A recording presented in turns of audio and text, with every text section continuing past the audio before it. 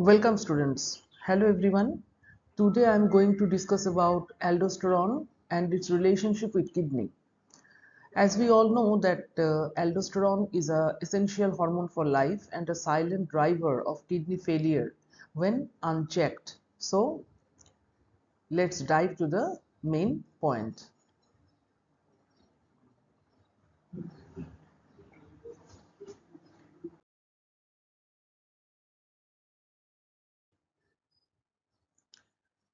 It is considered as the life-saving hormone.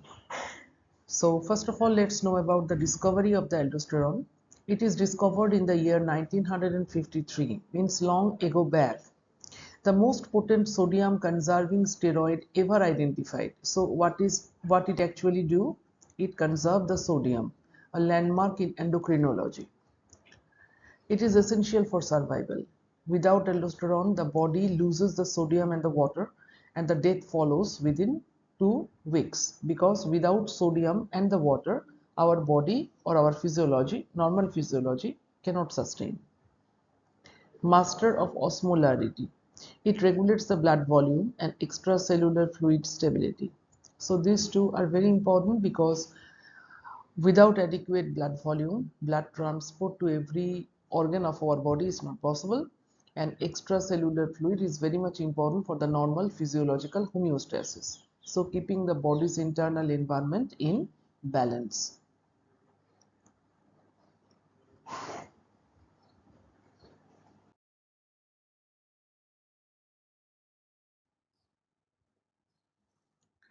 So what is the anatomy of action?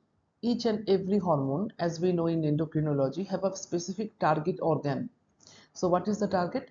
Aldosterone acts on the distal convoluted tubule and the collecting duct. That means the fast part, that part that which drops down from the Bowman's capsule, and the collecting duct, that is when the urine is collected from different other nephrons into a common duct. So the kidney's final tuning stations, means after passing through the collecting duct, the fluid will be termed as urine. So the target organs are distal convoluted tubule and the collecting duct. So we should highlight it properly so that we can distal convoluted tubule and collecting duct. We should keep it in mind. Next, the mechanism. Binds to mineralocorticoid receptors MR inside principal cells and triggering gene transcription. Now, what is mineralocorticoid receptor? It is a number of the steroid receptor family. It was identified 25 years ago as a critical regulator of blood pressure by mediating the effects of hormone aldosterone on renal sodium handling. Okay, so this is the history of mineralocorticoid receptor, which is very much important in this case, in short, which is called MR. Now, what is the result of this target organ and its mechanism? Sodium absorbed via ENAC channel. Potassium excreted into the urine, one exchange, two outcome. So sodium comes back and potassium goes out. Now, what is this ENAC channel? ENAC channel. It is actually stands for epithelium. E for epithelial, S for sodium, then channel, Na for sodium channel. So epithelial sodium channel. It is a specialized pore-forming protein located in the cell membrane of various tissues, primarily in the kidney, lung, and colon, that allows the sodium ion to pass into the cell. So this is the importance of ENaC channels.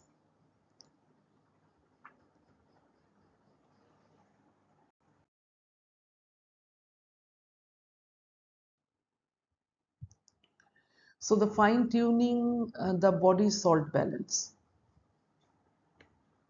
At the microscopic level, aldosterone helps by pulling sodium back into the bloodstream while pushing the potassium out into the urine. Just now we have confronted that in the previous slide, that with the help of the epithelial sodium channel, this aldosterone helps to reabsorb the sodium ion, and at the same time it throws the potassium ion back. This single mechanism governs the blood pressure, fluid volume, and electrical stability of every cell in the body. So these three are the main outcome of the aldosterone action. Governing the blood pressure means to maintain the normal blood pressure 120 by 80. Then maintaining the fluid volume, basically the blood volume, and the electrical stability. That means enough, adequate, not enough, adequate amount of sodium should present in the and potassium should present in the blood.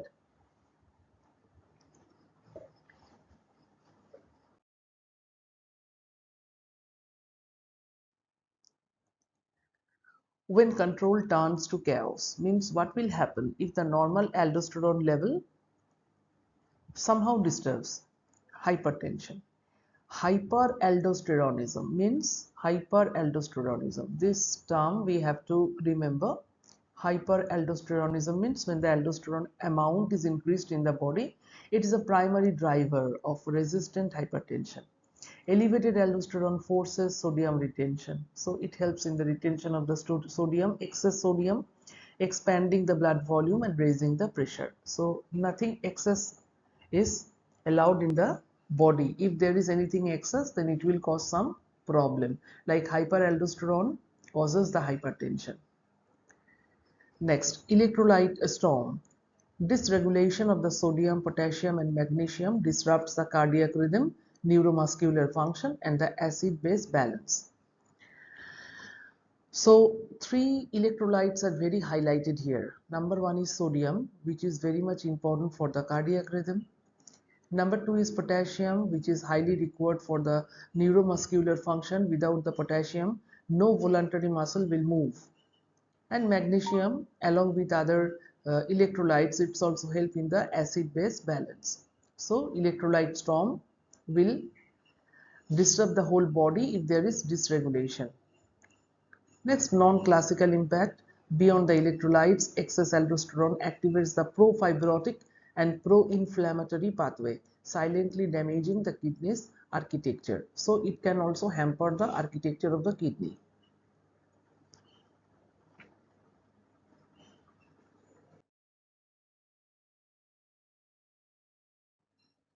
The silent destroyer, fibrosis, that is very important. Chronic aldosterone excess means when it is much more in excess, doesn't just disturb the electrolyte, it rewires the kidney's cellular environment. So it disturbs the cellular environment of the kidney. How it affects?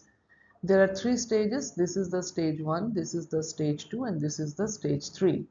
So stage 1, chronic mineralocorticoid activation, inflammation triggered, and oxidative stress is there. Then fibroblast recruitment. So fibroblast appears, and stage 3, organ failure. Functional nephrons replaced by the scar, GFR declines. GFR we know, glomerular filtration rate. Look here, fibrosis is irreversible. That means once there is fibrosis, it cannot be reversed with medicine or anything else. Once healthy nephrons are replaced by the scar tissue, filtration capacity is permanently lost. That means that particular amount of tissue will not be able to filter the blood. So this is the critical link between the hormonal dysregulation and the end-stage organ failure.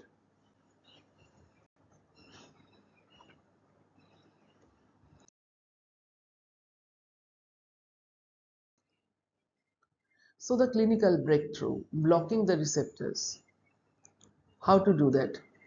Number one, mineralocorticoid receptor antagonist. Now we have to know what is antagonist. In biology, an antagonist is a substance or structure that opposes or blocks the action of another. That means mineralocorticoid receptor antagonist means which will go against the mineralocorticoid receptor to help the aldosterone. So the first generation agent like this spironolactone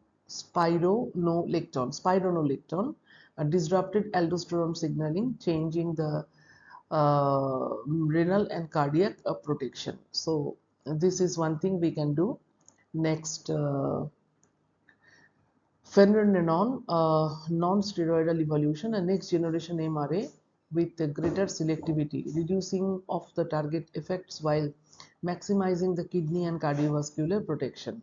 So it also helps in the protection of kidney and cardiovascular system.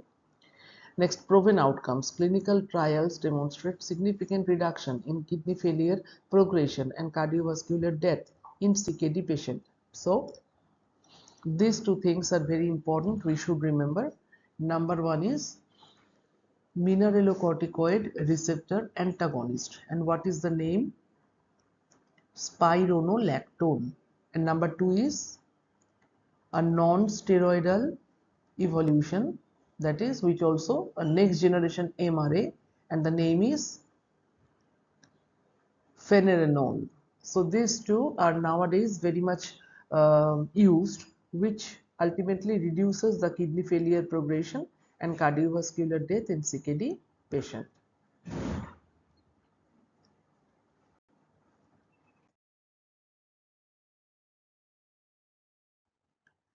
So what are the modern management strategy?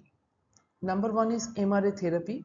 It blocks the aldosterone receptor, anti-fibrotic kidney protection. Just now we have studied that. Then SGLT2 inhibitor reduces the glomerular pressure and offers the metabolic benefits. And hyperkalemia monitoring. This is very important. Ongoing potassium surveillance to balance the safety and efficacy. So these three are the modern strategies to protect our kidney and our cardiovascular system.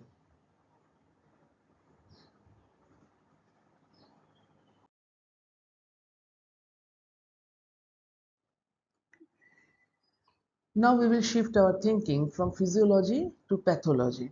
So, guardian. Aldosterone preserves fluid balance, blood pressure, and survival, a hormone we cannot live without. So, if we think that what will happen if there is no aldosterone, the blood pressure will not be maintained, fluid balance will not be maintained, and we cannot survive. So, it is essential. Now, what happens in assailant? In excess, it drives the hypertension, fibrosis, and irreversible organ damage. A hormone we must carefully control. That means it's very much important for our body, but it should be controlled. If not controlled, what will happen? Hypertension, fibrosis, and irreversible organ damages. So, what is our challenge?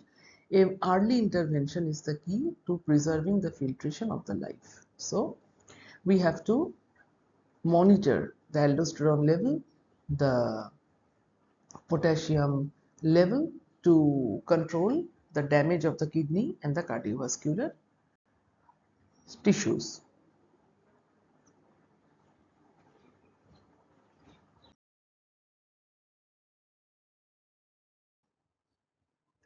So if you like this video and if you have understood the topic well, then please share and subscribe and be with me.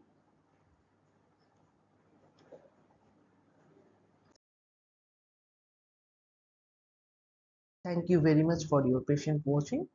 If you need any MCQ or short question answer or long question answer on this topic, then you can feel free to comment in the comment section and I will prepare and I will upload again. Thank you very much for being with me so long. Thank you.